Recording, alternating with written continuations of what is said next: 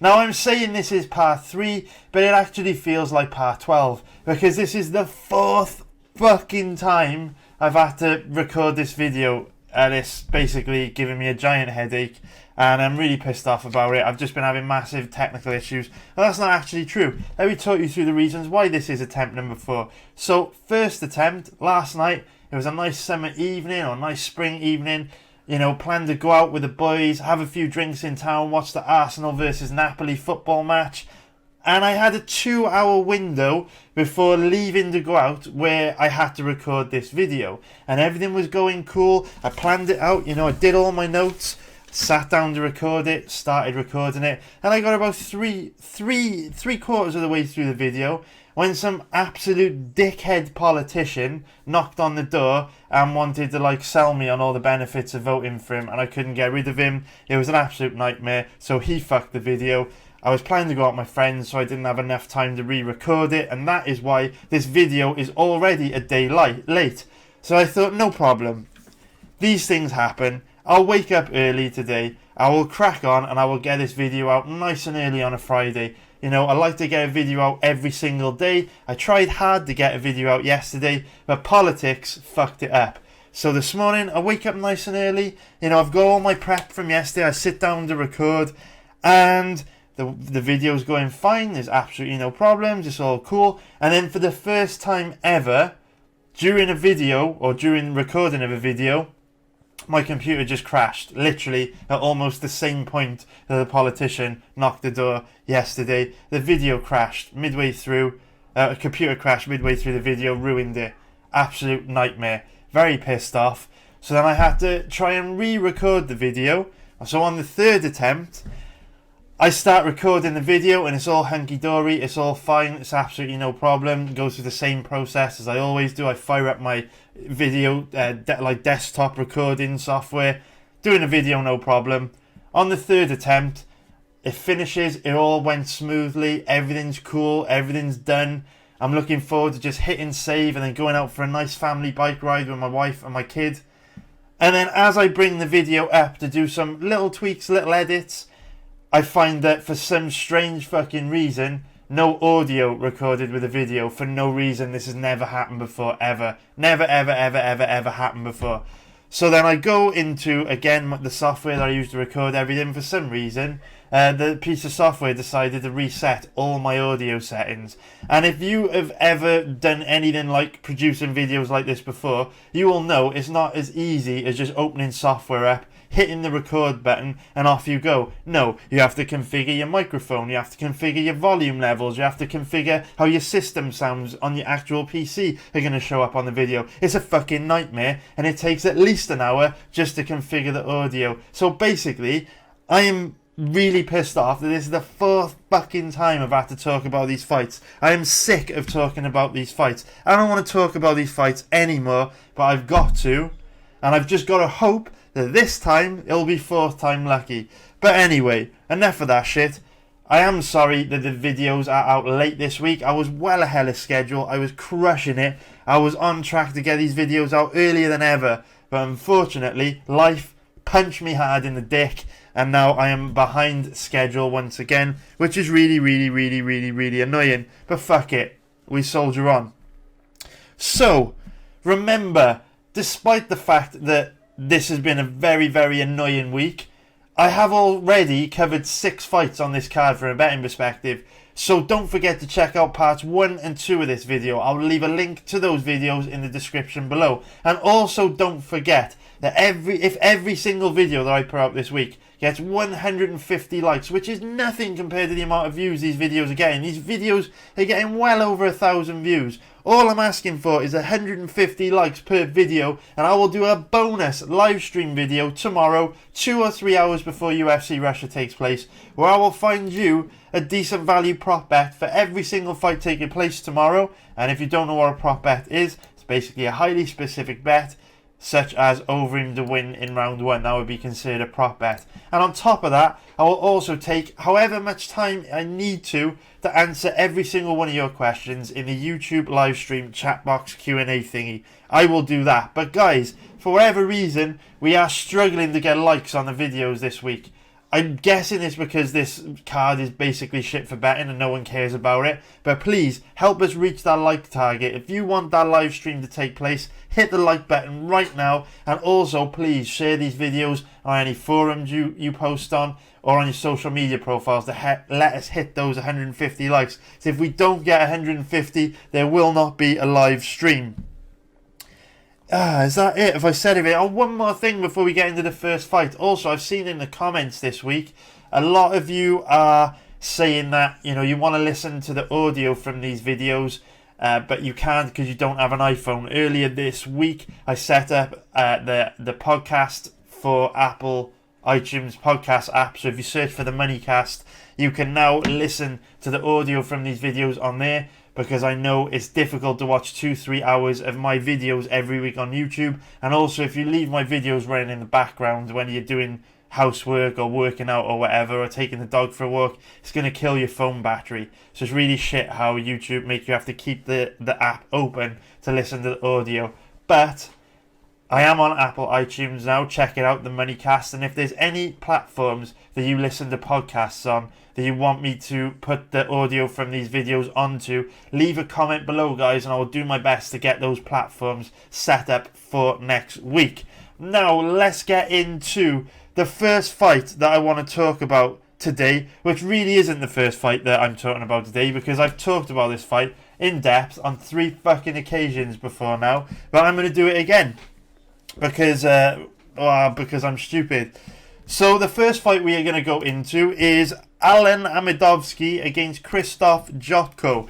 Now, this was one of the first fights, I keep saying this, one of the first fights that jumped out at me, but it really was. There were so many fighters on this card that I thought would be good bets, and Jotko was one of them, but I've been consistently let down as the research process has gone on. I've been consistently underwhelmed with what I've been seeing in terms of betting opportunities, and unfortunately, Krzysztof Jotko is no different, and not because of anything that Jotko's done wrong. I mean, if we look at it, Jotko's fighting Amedovski, guy making his UFC debut, relatively inexperienced. I know he's 8-0, but he's only fought 3 times in the last sort of 4 years. 2 of those fights ended very, very quickly, so he's pretty inexperienced. And when I saw that a tough, well-rounded UFC veteran that's reasonably skilled in all areas, still young at 29 years old, trained at American Top Team, he's going to be making big improvements from fight to fight. When I saw a guy as good as Jotko was only a moderate favourite over a guy making his UFC debut, I thought that Jotko would be a very good bet without doing research. I mean, how good can Amedovski be? We know that a massive percentage of fighters, when they make their UFC debut, they lose. So straight away I was eyeing up Jotko as a potentially very good bet. But unfortunately, I just said that Amedovski was very inexperienced and he hadn't fought much over the last 4 years. And that's a bit of a problem for us because we don't actually know what we're getting from him. There's just not that much recent footage available of him online. There's his last fight available online against Ibrahim Mane. But as you can see, that fight ended in 12 seconds, and I can play it for you here. It was in Bellator 211. Oh no, more technical difficulties. Let's reload this and hope it works. My computer will probably explode. Sorry about the funky volume there. But we will skip ahead to where the fight starts. The video lasts much longer than the actual fight. Here we go. So remember, this is Amedovski's last fight against Ibrahim Mane. He is the guy on the left, wearing the very, very nice shorts. And this fight's over in 12 seconds. So Dan Miragliotta taking his sweet ass time to get this going. But here we go. So Amedovski comes forward, takes control of the centre of the octagon, lands a big right hand there, left hand follow up, puts Mane to sleep. Fight's over in 12 seconds. We don't learn anything about Amedovski there. We don't even really know if he's got that much power in his hands, because let's be real, Mane was stood right in front of him. No head movement, no footwork, just stood flat-footed in front of him and allowed him to tee off. Then this next fight against Will Fleury. Unfortunately, I can't find this fight anywhere online. Please let me know if you can find it online. But after doing a Google video search for it, just couldn't find it anywhere. There's some clips, there's some highlights from Twitter, that kind of thing, but it's just not there. And then his other fight, which took place around about this time last year, is Bader Mamdou. That's not available online either. If we just pop his surname into the Google video search, again, you can see that it is just not here, unfortunately. But if we go further back to 2015, which, remember, this fight against Massimiliano Sammarco took place almost 4 years ago now. So it's very dangerous to base your opinion on these fights, because obviously in 4 years Amedovski's going to have changed a lot. His body will have changed, his fighting style would have changed. You'd expect him to have improved a lot, and it's really difficult to gauge how good he is from these fights, because I mean, I'm not going to play it for any length of time because it's absolutely pointless and it'll make this video longer than it needs to be. But if you want to watch this fight, you can just come here to YouTube. It's available.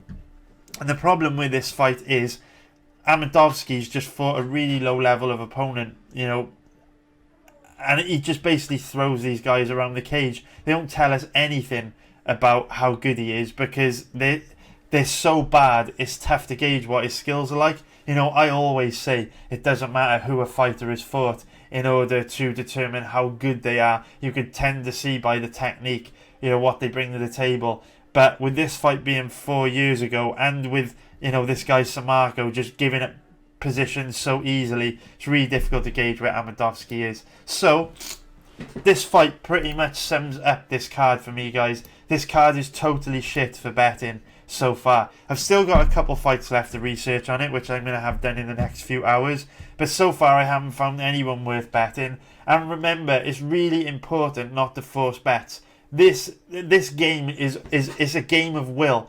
Picking fighters and placing bets is only half of it. The other half is mentality and money management.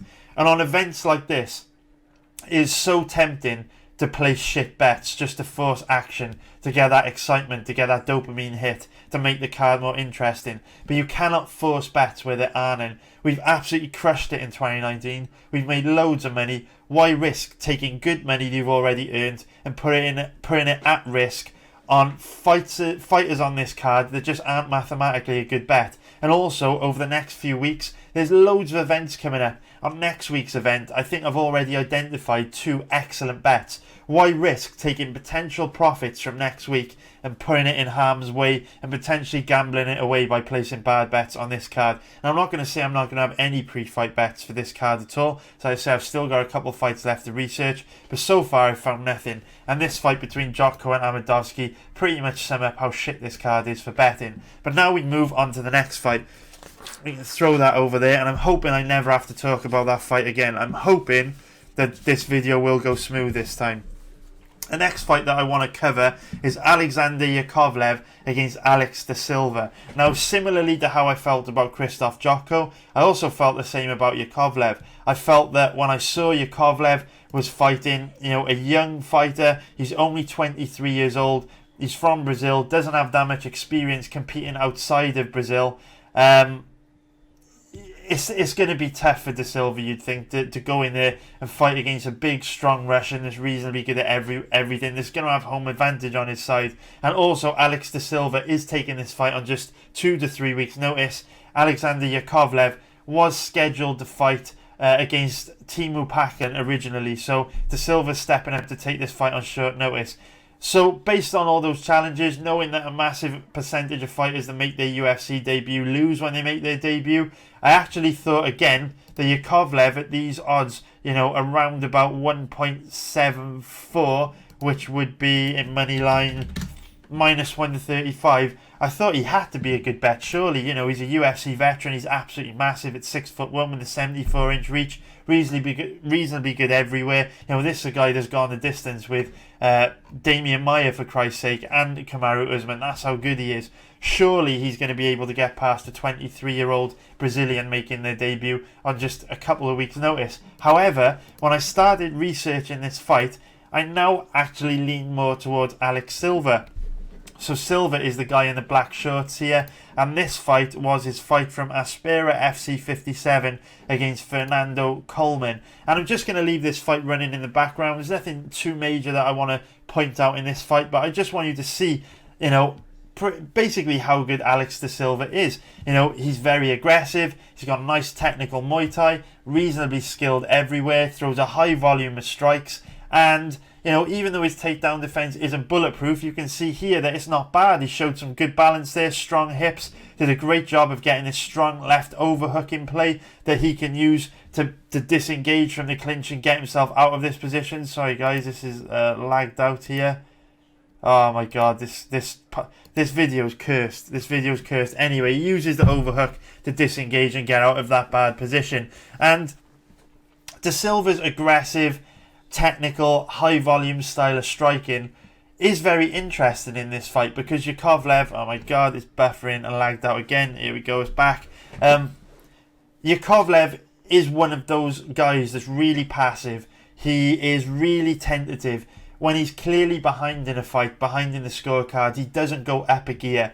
He's just very one pace, very passive, doesn't really have a plan B.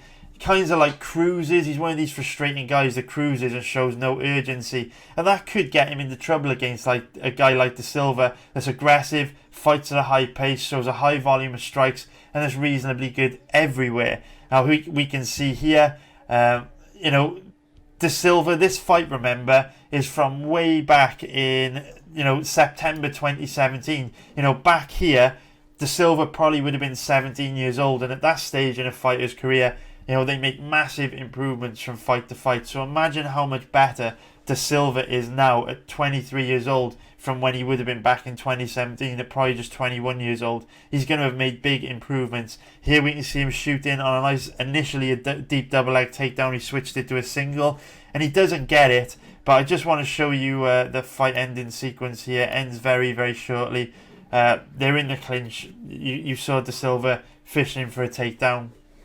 He didn't get it, but he did eat a low blow for his trouble. So the referee separated them, and then you can see De Silva comes out here, walks Coleman down, and here he manages to trap Coleman in a bad position and lands a big left hook, and then jumps on a guillotine and gets the submission win. But the reason why De Silva was able to get that knockdown there was basically, this Fight TV platform is an absolute nightmare. It's very difficult to skip through, guys, and it's buffering all the time. I do apologise. But just show you this fight ending sequence here. As De Silva backs Coleman up, Coleman actually gets stuck with his back tight to the cage, which means when De Silva lets his left hand go, there's no space for him to move back and slip it, which is the reason why he ate a bomb, basically. So De Silva pressured him into a bad position there. So if we think about this fight, there were obviously some challenges from De Silva with him, you know, taking this fight on just 2 to 3 weeks notice, being relatively inexperienced, just 23 years old, not having competed outside of Brazil that much, and obviously making your UFC debut. Octagon jitters are a very real thing. And there's also another issue that I want to show you here. I forgot to load it up, which I really apologise for, but it's fine. This video is a total fucking car crash anyway, with all the buffering, and it's the 4th time I've recorded this, so who cares? This will be ropey and we will just power through. If I show you the weigh-in here from earlier on today, I want to try and find, it should be much earlier on in the card, I want to try and find footage of this weigh-in. Just bear with me a sec, guys, while I try and find it. It's going to be later on. Skim through. Here we go. So let's just skip ahead to the weigh-in. You can see here De Silva looking in very, very good shape, very calm, very confident, considering the Russian crowd were quite leery, and Yakovlev, you know, looking very skinny there, but we'll get into that in a minute. But not looking too bad. But then at the stare down, you will see that Yakovlev has got a significant size advantage over Alex De Silva, and we spoke about this in a lot of depth in last week's breakdown video for the Israel Adesanya versus Kelvin Gastelum fight. Size matters in MMA, that's why there's weight classes.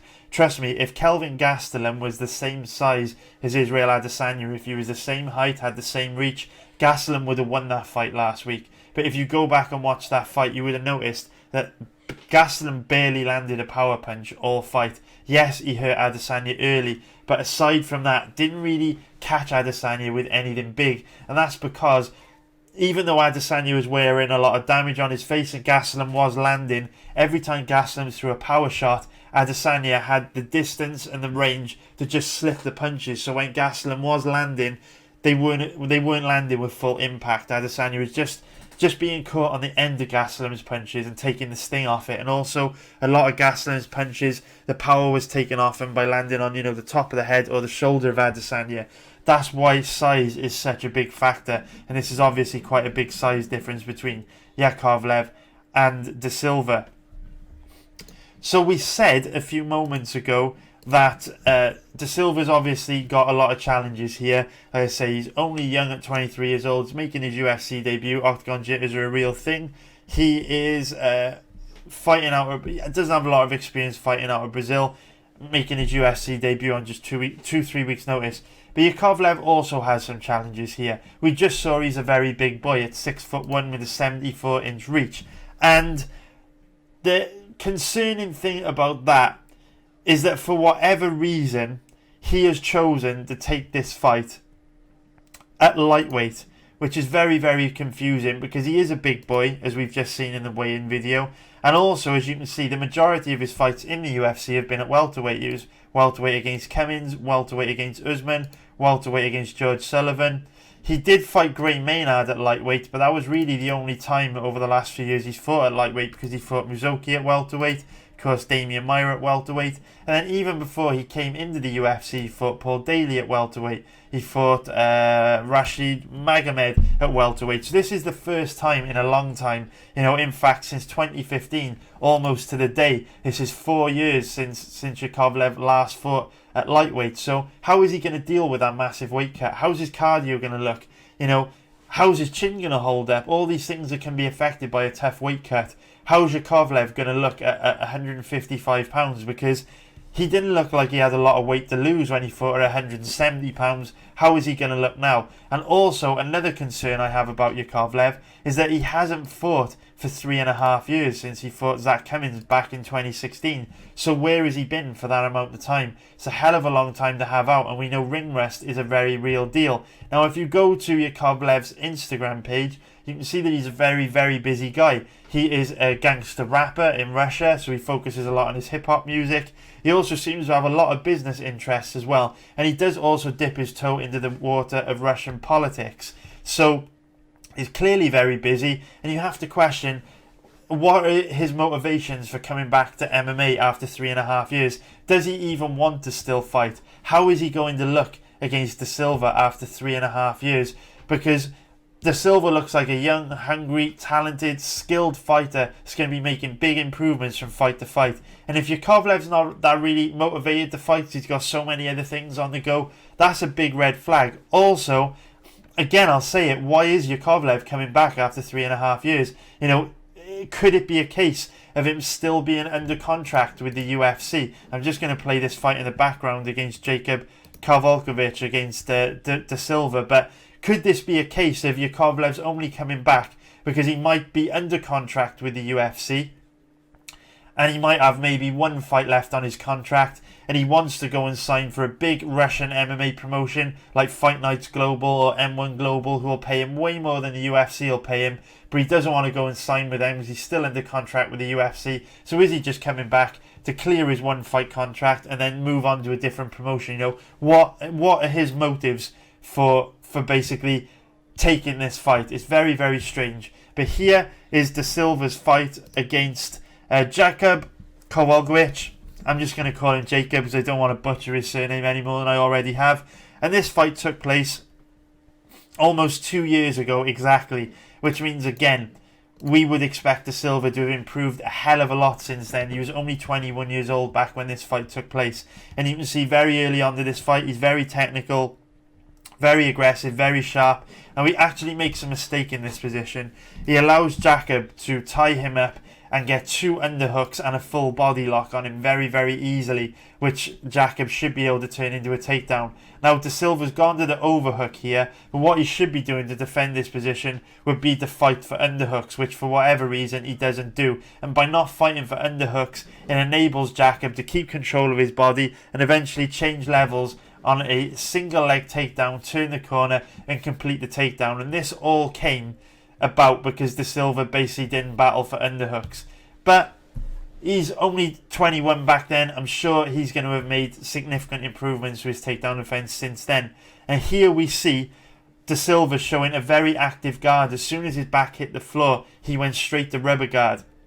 And even though he isn't able to get back to his feet in this first round against Jacob, he does show a lot of activity off his back, which is significant because remember, under the new scoring that came into play in January 2016, offense on your back is supposed to be scored more significantly than top control. So now full guard, whether you're on the bottom or the top, is supposed to be considered a 50-50 position, which means technically speaking, if the judges follow the letter of the law, you should be able to be equally possible to win a fight off your back from full guard or active guard, rubber guard like we're seeing from De Silva here, as you could from top position. So really, when you look at Jacob here, he's not really doing anything from top position at all. He's just kind of maintaining top position, while De Silva is the guy attacking off his back. You know, relentlessly attacks submissions. For pretty much the whole of this first round here, you can see him throw up an armbar. Under the new scoring, De Silva would be winning these exchanges. Under the old scoring, the judges would more than likely lean towards Jacob. And I actually feel bad for De Silva in this fight because he's 20-1. This fight against Jacob was his only loss of his career. And I actually, using the new scoring, think he won this fight. I think he got a bit robbed. You know, I'm not going to play the whole thing for you here, or the video is going to end up being really long. But go back and check it out. But I'm bringing this up because here you can see in this first round De Silva's activity off his back. And that's significant because, like I said, Alexander Yakovlev, he's quite a passive, quite a tentative guy. Doesn't really throw a high volume of strikes, not particularly dangerous standing. And even though he's a strong grappler when he is in top position, doesn't really do anything with it, doesn't really inflict damage with ground and pound, doesn't really look to hunt for submissions or pass guard. So even if Yakovlev was able to take De Silva down and gain some prolonged periods of top control, it's quite possible, if the judges are following the new scoring, that he would lose the ground exchanges because of how active De Silva is off his back. Now, one thing I've noticed is, even though the new scoring came into play in January 2016, it's taken a long time for the judges to start to use it consistently. And last year was pretty much chaos. Sometimes even on the same event, from one fight to the next, you'd have the judges using the old scoring and then the new scoring. It was an absolute nightmare. But in 2019 in particular, I have noticed the judges tend to be using the new scoring a hell of a lot. So that's something to bear in mind.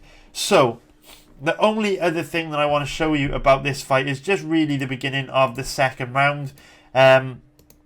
Obviously, it's a bit of a concern that De Silva wasn't able to get back to his feet, but also, you know, this was 2 years ago. I'm sure he's made significant improvements since then. I just want to show you the start of this second round, just to highlight, you know, how dangerous De Silva is. We saw him finish his opponent in the last fight that I showed you against Coleman with a very nice big left hand, and here we see him open up in the second round any second now with a very nice head kick, or kind of not a knockdown, but he makes Jacob do the stanky leg any second here.